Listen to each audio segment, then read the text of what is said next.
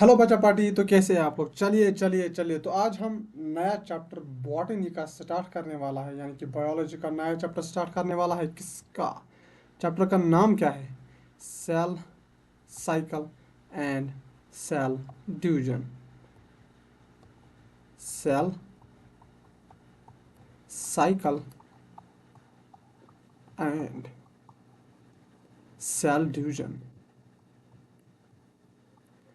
Cell cycle and cell division. चलिए, मेरे साथ साथ हेडिंग लगाइए।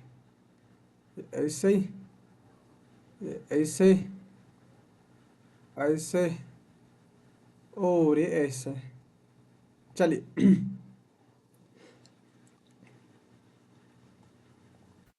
इसमें पहली हेडिंग आप लगाइए, सेल साइकिल क्या होता है।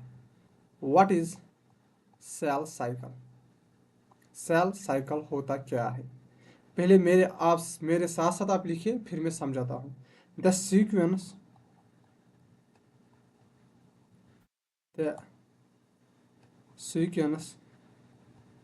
Of events by which a cell duplicates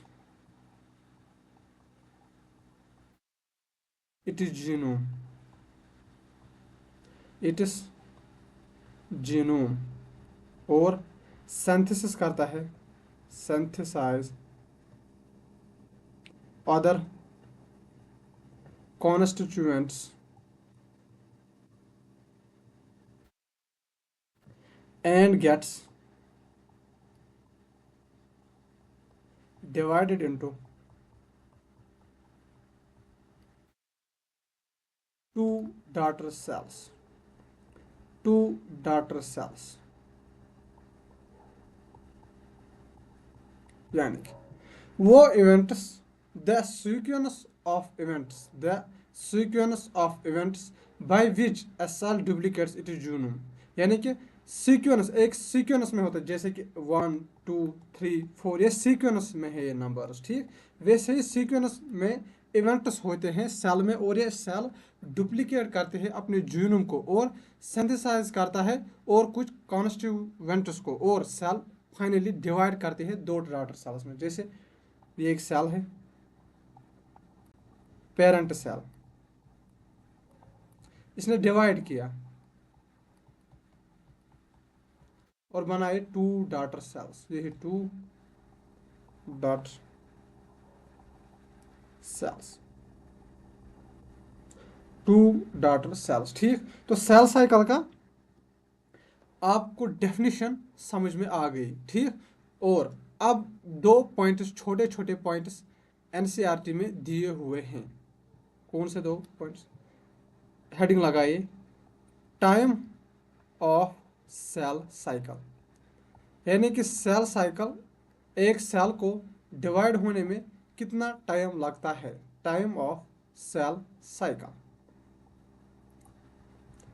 जैसे ह्यूमन सेल है, यह है एक ह्यूमन सेल, इसको लगते हैं 24 घंटे, 24 आवर्स। और जो यीस्ट सेल है, उसको डिवाइड होने में 90 मिनट्स लगते हैं, 90 मिनट्स। तो ये दो सेल्स का टाइम पीरियड आप याद रखोगे। नीट में पूछा गया है, यीस्ट का पूछा गया था, क्या पता इस साल ह्यूमन सेल का पूछा जाए। चलिए, ये आप ऐसे डब्बे में बंद कीजिए क्योंकि इम्पोर्टेंट है। चलिए, इस पर मैं स्टार मार्क करता हूँ क्योंकि ये इम्पोर्टेंट है। अब हम बात करते हैं सेल में कौन कौन से स्टेजेस आते हैं। सेल साइकिल के सेल साइकिल के स्टेजेस, सेल साइकिल के स्टेजेस, ठीक। में दो स्टेज होते हैं, इंटरफेस और M phase. Interphase and M phase. Interphase और एम फेस। इंटरफेस को कहते हैं हम रेस्टिंग फेस। Resting phase. और एम फेस को कहते हैं माइटोटिक फेस। Mitotic face. ठीक। तो इंटरफेस में कौन कौन से इवेंट्स आते हैं? तो इंटरफेस में आता है हमारा पहला G1, S, G2। G1, S और G2। ठीक। और एम फेस में हमारे पास दो इवेंट्स आते हैं। एक तो होता है कैरियोकाइनेसिस, यानी कि न्यूक्लियस का डिवीजन। कैरियोकाइनेसिस। और दूसरा आता है हमारा साइटोकाइनेसिस। साइटोकाइनेसिस।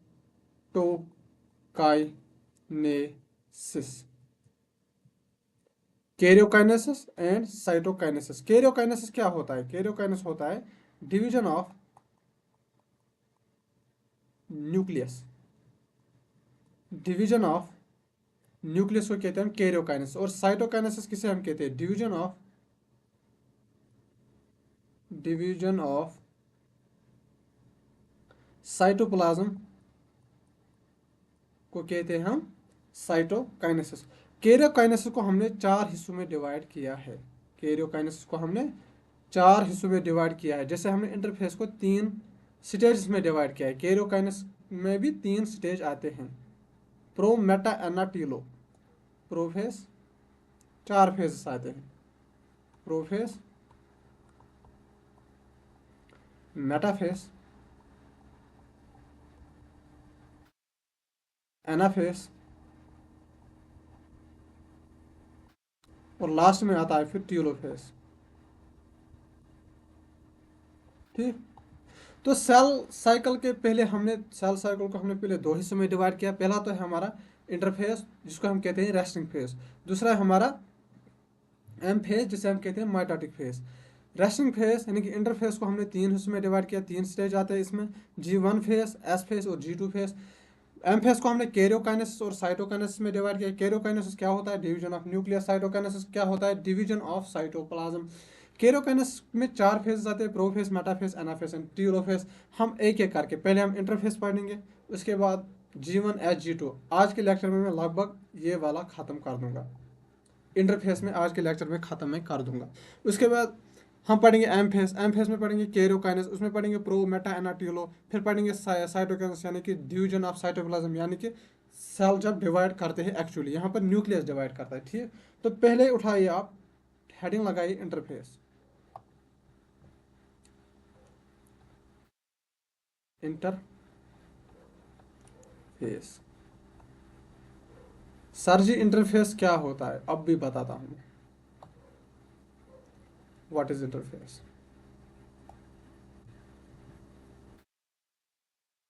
इसको कहते हैं हम रेस्टिंग फेस,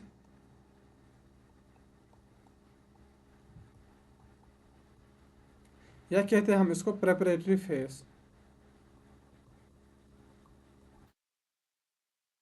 फेस। अब इस फेस में क्या क्या होता है? पहली बात तो इसमें सेल सबसे ज्यादा एक्टिव होती है। Most cell is most metabolically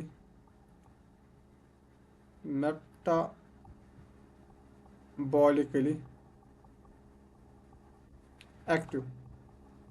cell is most metabolically active. अगर हम देखेंगे कि सेल सबसे ज्यादा एक्टिव किस में होता है, तो वो होता है इंटरफेस में। ठीक। ये होता है रेस्टिंग फेज, यानी कि सेल इसमें डिवाइड नहीं करता है, वो होता है एम फेज। एम फेज में डिवाइड करती है सेल। रेस्टिंग फेज यानी कि cell do not divide. Cell अपने आप को डिवाइड नहीं करता है इंटरफेस में। ठीक। और ये होता है लार्जेस्ट फेज, सबसे बड़ा फेज यही होता है, लार्जेस्ट फेज होता है। ठीक। और 95% of time of cell cycle, यानी कि सेल साइकिल का 95% टाइम किस में गुजरता है, इंटरफेस में गुजरता है। ठीक, तो ये इंटरफेस के कुछ इंपॉर्टेंट पॉइंट्स जो एनसीईआरटी में दिए हुए हैं। अब हम इंटरफेस को हमने 3 हिस्सों में डिवाइड किया था, G1, S एंड G2। अब हम एक एक करके उठाते हैं G1, S और G2 को। चलिए हेडिंग लगाइए G1 फेस।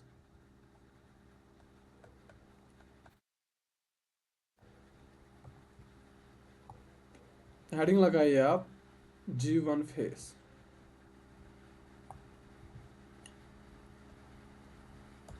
ठीक,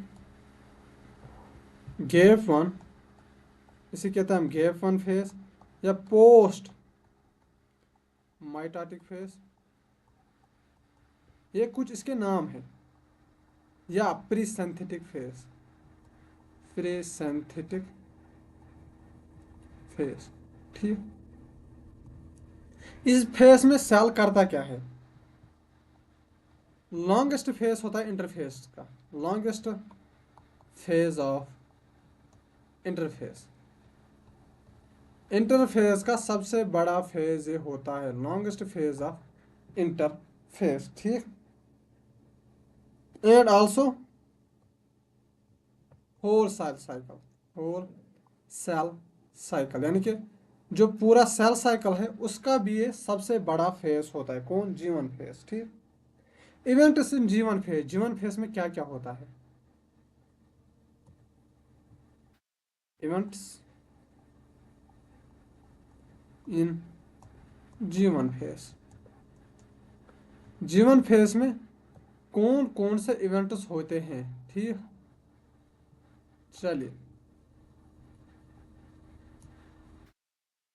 पहला अमीनो एसिड का सिंथेसिस होता है, अमीनो एसिड सिंथेसिस, पहला पॉइंट। प्रोटीन का सिंथेसिस होता है,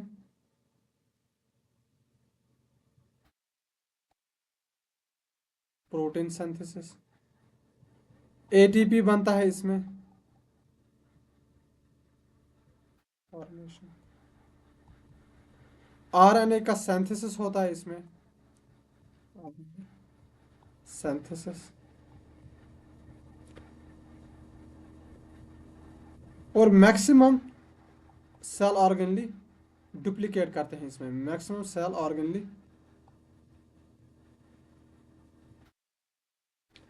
are duplicate, maximum cell organelles duplicate यहीं पर होते हैं। सारे सेल ऑर्गेनली क्या होते हैं, मैंने cell the unit of life I think 5 lectures में मैंने वो कंप्लीट कर दिया विद डिटेल, हर एक पॉइंट एनसीईआरटी का कवर किया है मैंने उसमें। अगर आपको ऑर्गेनलीज में कोई भी दिक्कत आ रही है, आप पहले वो लेक्चर्स देखो, उसमें मैंने हर एक ऑर्गेनल को डिटेल में पढ़ाया है। ठीक, तो ये हो गया G1 फेस, ये हो गया हमारा G1 फेस। तो नेक्स्ट फेस आप लगाइए एस फेस, दूसरा फेस सेल साइकिल का, जिसे कहते हैं S phase, S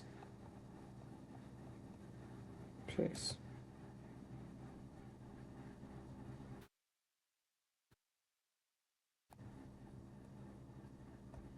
S phase, चलिए एस फेस में क्या होता है कि डीएनए डुप्लीकेशन होता है, यानी कि डीएनए डबल होता है, किसमें, एस फेस में। ठीक, लेकिन नंबर ऑफ क्रोमोसोम्स सेम रहते हैं। आप मेरे साथ साथ बनाइए, क्या बनाइए अभी बताता हूँ, क्या बनाएंगे आप मेरे साथ। Wait a minute, wait a minute.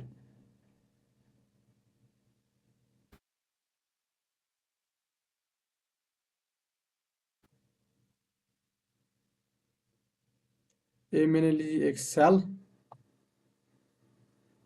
ठीक, और इसमें मैंने लिया एक न्यूक्लियस। ठीक, ये है एक सेल और इसमें है एक nucleus. Before before S face, ये वो सेल है एस फेस से गुजरने से पहले। ठीक, यह है इसमें क्रोमेटिन थ्रेड्स। क्रोमोसोम अभी नहीं बने, क्रोमेटिन थ्रेड्स है। क्रोमेटिन क्रोमेटिन थ्रेड्स, ठीक। आफ्टर एस फेस यानी कि during S phase, S face में क्या होगा, during S phase, S face के दौरान क्या होगा, डीएनए का डुप्लीकेशन होगा। ये जो क्रोमेटिन थ्रेड्स है, ये सिंगल थ्रेड है, ये बनेंगे दो दो थ्रेड्स और इनमें ये बन जाएंगे क्रोमोसोम, ठीक। ये क्रोमेटिन थ्रेड्स, इन्हें भी कह सकते हैं हम chromosome. Chromosome with single thread, with single chromatin. लेकिन जब ड्यूरिंग एस फेज तो डीएनए डबल होगा, क्रोमोसोम होगा with two chromatins, with two chromatin. DNA replication होगा, और जिसे हम कहते हैं डीएनए डुप्लीकेशन, यानी कि डीएनए डबल होगा, डीएनए डुप्लीकेशन, डीएनए डबल होगा। क्या होगा अभी दिखाता हूं मैं।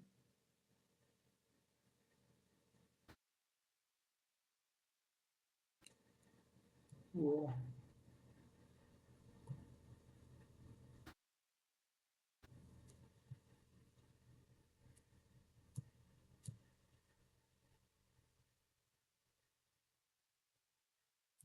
तो आफ्टर एस फेज क्या होगा, क्रोमोसोम्स बनेंगे ये टू क्रोमेटिड्स, ऐसा,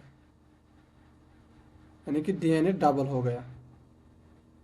यह है क्रोमोसोम विथ सिंगल क्रोमेटिन, यह है क्रोमोसोम विथ डबल क्रोमेटिन, यह है after S phase, S phase के बाद, ठीक। चलिए before S phase, S phase से पहले क्या था,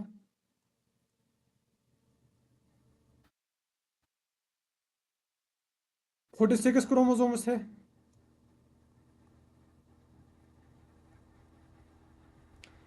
46 क्रोमोसोम्स थे और उनके पास थे 46 क्रोमेटिड्स, ठीक।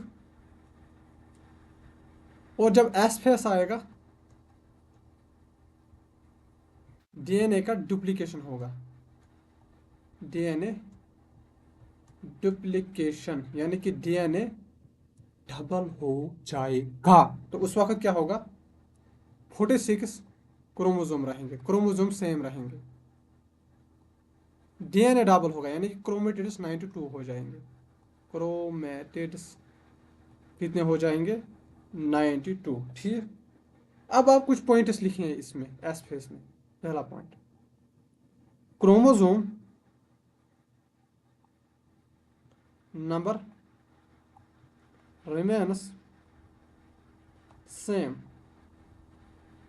but DNA content gets doubled, यानी कि एस फेज के दौरान क्रोमोसोम नंबर सेम ही रहेगा, क्रोमोसोम में बदलाव नहीं आएगा, लेकिन डीएनए डबल होगा। जब डीएनए डबल होगा उससे क्या होगा, उसमें क्रोमेटिड्स, क्रोमेटिड्स डबल हो जाएंगे।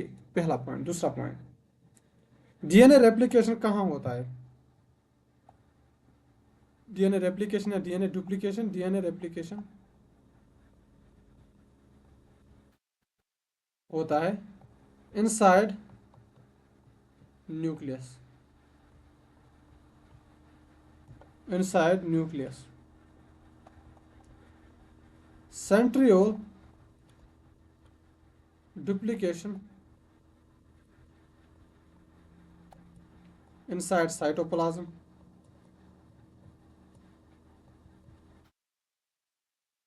यानी कि डीएनए रेप्लिकेशन होता है किसमें, इनसाइड न्यूक्लियस में, एस फेस में। और एस फेस में एक और चीज होता है, सेंट्रियोल का डुप्लीकेशन होता है, यानी कि सेंट्रियोल डबल होता है, लेकिन वो कहाँ होता है, साइटोप्लाज्म में। लेकिन सेंट्रियोल प्रेजेंट होता है only in animal cells, only in animal cell, यानी कि एनिमल सेल में एस फेज के दौरान एक तो डीएनए रेप्लिकेशन होगा, ठीक, जो हर सेल में होता है, और सेंट्रियोल का भी डुप्लीकेशन होगा, यानी कि एक सेंट्रियोल से दो सेंट्रियोल बन जाएंगे।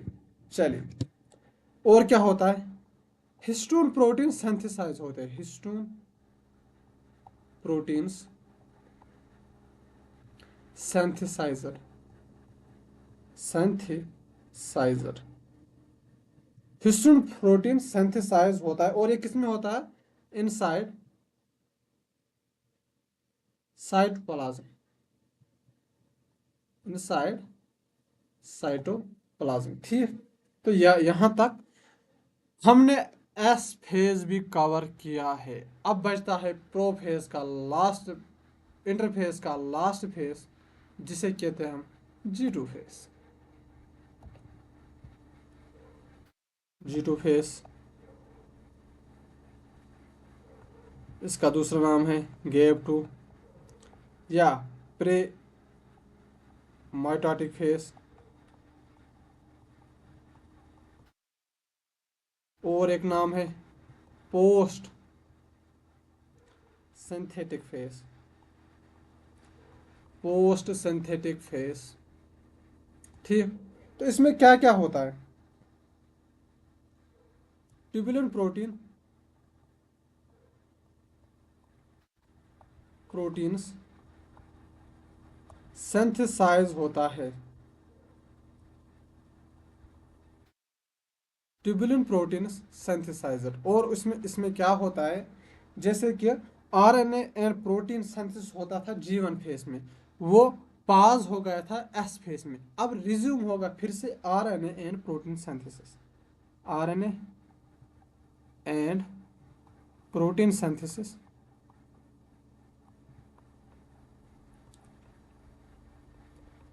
गेट्स रिज्यूम्ड, वो फिर से रिज्यूम हो जाएंगे।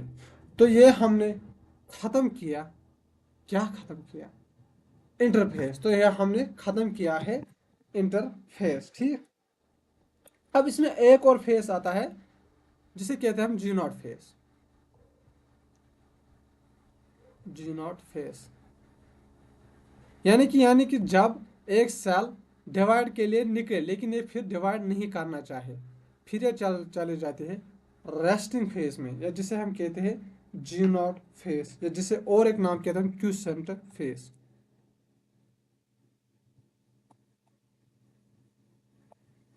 क्यूसेंट, क्यूसेंट फेस कहते हैं हम इसे, ठीक, क्यूसेंट फेस। इसमें को क्या होता है, G1 फेस में सेल गई, फिर वो एस फेस में नहीं जाएगी, G1 फेस में जाएगी लेकिन फिर वो एस फेस में नहीं जाएंगे, वो क्विट करेगी सेल साइकिल और चली जाएंगी एक फेस में जिसे कहते हैं हम G0 फेस। इसमें क्या होता है, when cell is unable to cross G1 से एस ट्रांजिशन,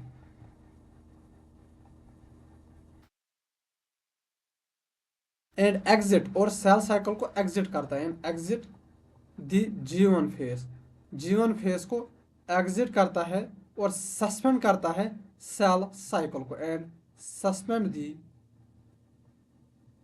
सेल साइकिल, और सेल साइकिल को सस्पेंड करता है, ठीक।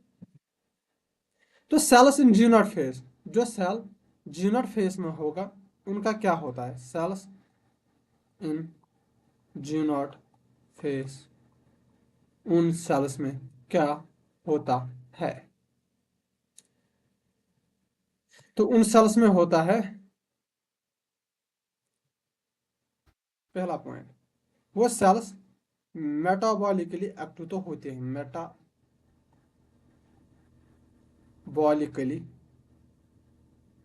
एक्टिव, वो सेल तो मेटाबॉलिकली एक्टिव होती ही होती है, और not necessarily permanently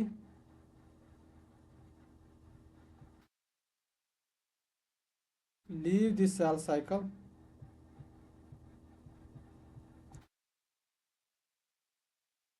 but can again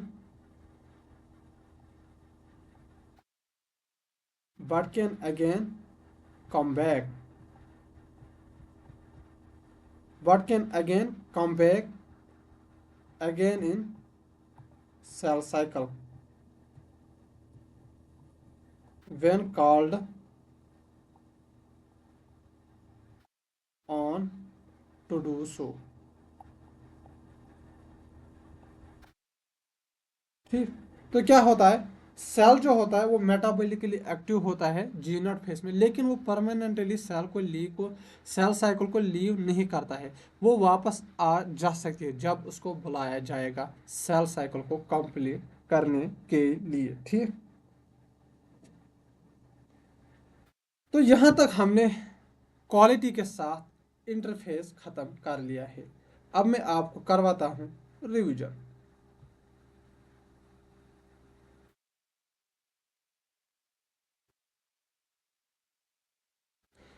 तो cell cycle and cell division. तो सेल साइकिल क्या होता है, वो इवेंट्स जो एक सेल में होता है उससे क्या करता है, एक सेल अपने जीनोम को डुप्लीकेट करता है और उससे क्या होता है, सेल डिवाइड करती है दो डॉटर सेल्स में। ये एक पेरेंट सेल है, इसने डिवाइड किया और दो डॉटर सेल्स बनाए। फिर time of cell cycle, human cell 24 घंटा लेती है, 24 आवर्स लेती है एक सेल को डिवाइड करने में। और यीस्ट सेल कितने कितना टाइम लेती है, 90 मिनट्स टाइम लेती है सेल को डिवाइड होने में। नेक्स्ट, सेल साइकिल के स्टेजेस, इंटरफेस और एम फेस। इंटरफेस को कहते हैं रेस्टिंग फेस, इसमें आता है G1 phase, S phase, G1 phase, G1 phase, S phase and G2 phase. M phase इसे कहते हैं माइटोटिक फेस। एम फेस को कहते हैं हम माइटोटिक फेस कहते हैं। इसमें आता है कैरियोकाइनेसिस एंड साइटोकाइनेसिस। कैरियोकाइनेसिस क्या होता है, डिवीजन ऑफ न्यूक्लियस होता है। साइटोकाइनेसिस क्या होता है, डिवीजन ऑफ साइटोप्लाज्म होता है। कैरियोकाइनेसिस में आते हैं चार phase, prophase, metaphase, anaphase and telophase. Pro, meta, ana and telo. Next,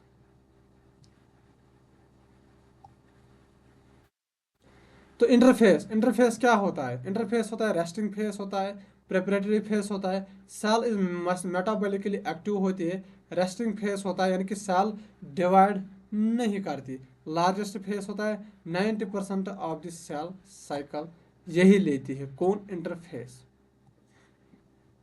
पहले इसमें आता है जीवन फेस या जिसे कहते हैं पोस्ट माइटोटिक फेस या pre synthetic phase, longest phase of interphase and also whole cell cycle. Events in G one phase में क्या होता है, अमीनो एसिड का सिंथेसिस होता है, प्रोटीन का सिंथेसिस होता है, एटीपी फॉर्मेशन होता है, आरएनए का सिंथेसिस होता है और मैक्सिमम सेल ऑर्गेनिक डुप्लीकेट यहीं पर होती है।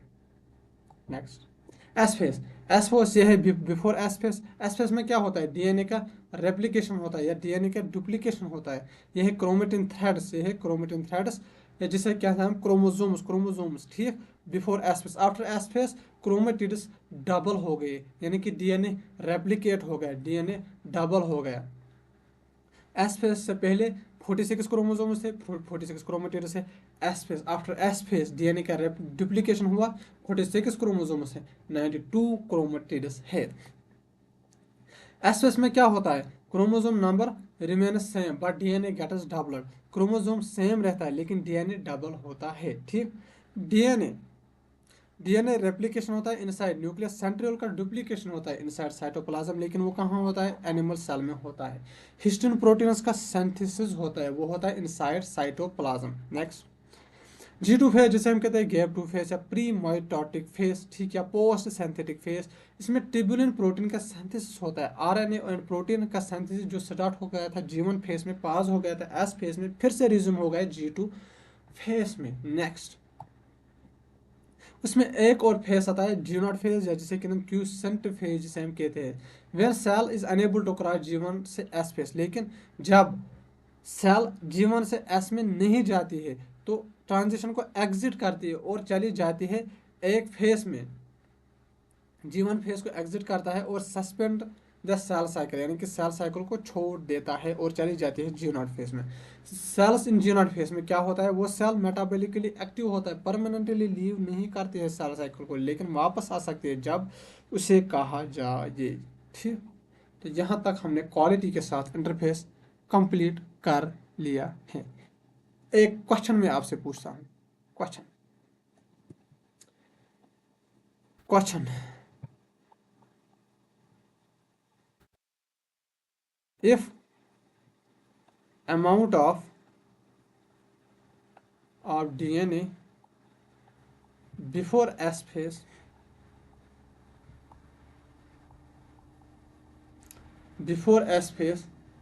is 20 picogram, 20 picogram, what will be the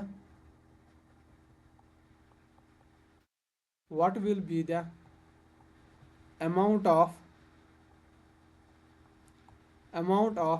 DNA after S phase?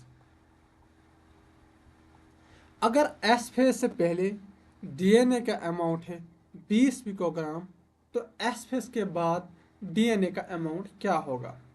Option number A 40 picogram, option B 10 picogram, option C 20 picogram, option D 60 picogram. चलिए पहले पॉज करिए और आंसर सोचने की कोशिश कीजिए, नोट्स पलटिए जो मैंने बताया था, पढ़ दिए, आंसर निकाल दिया। चलिए अब मैं बताता हूँ। पहले अमाउंट डीएनए का बिफोर एस फेस है 20 picogram, after S phase amount क्या होगा? डबल होगा, DNA gets doubled, DNA double हो जाएगा। पहले क्या था 20 पिकोग्राम, अब क्या होगा 40 पिकोग्राम। ठीक, तो यहाँ तक हमने इंटरफेस कंप्लीट कर लिया है। अगले लेक्चर में हम उठाएंगे एम फेस। तो थैंक यू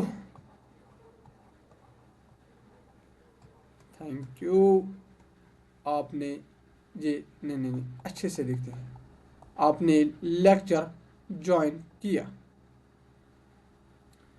आपने लेक्चर ज्वाइन किया।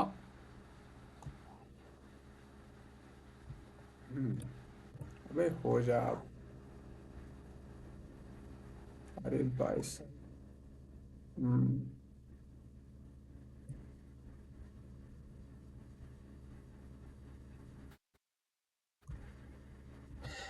तो थैंक यू,